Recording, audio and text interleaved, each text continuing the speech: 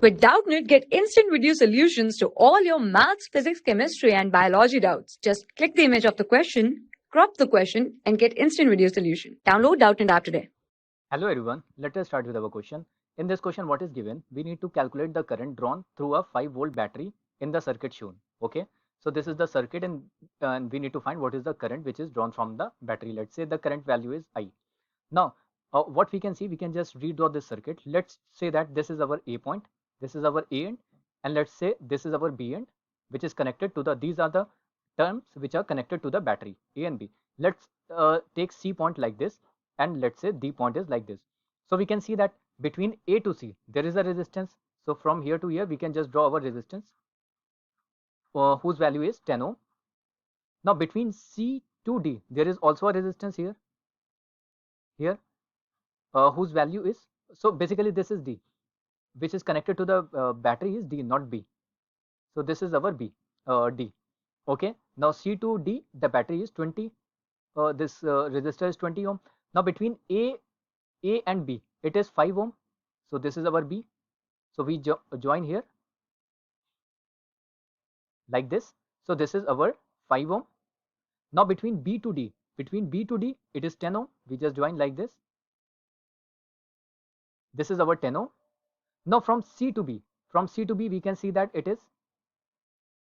this is 10 ohm. Okay, 10 ohm. This is our C. Now this is connected to a battery.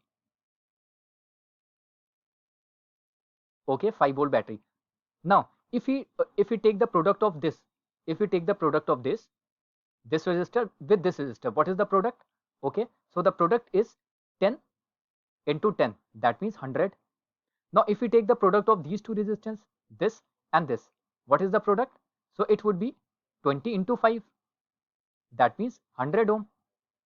Now the product of here and here and here and here, both are equal to 100 ohm, that is these values are equal, that means this is a balanced Wheatstone. Now in the case of balanced Wheatstone, now this becomes of no use. Basically what we can do, because no current will flow here, the potential at C would be equals to potential at D, so that means these are just open ends.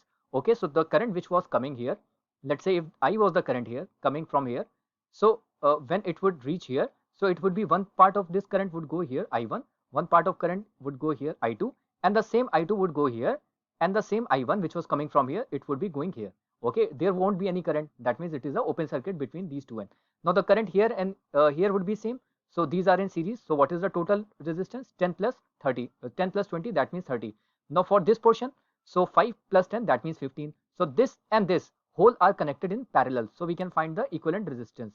So R equivalent would be equals to equivalent of above was 30 into 15, because we know that R equivalent for the parallel is R1 R2 plus divided by R1 plus R2, divided by, we need to add these 30 plus 15, because this is 10 plus 5, 15.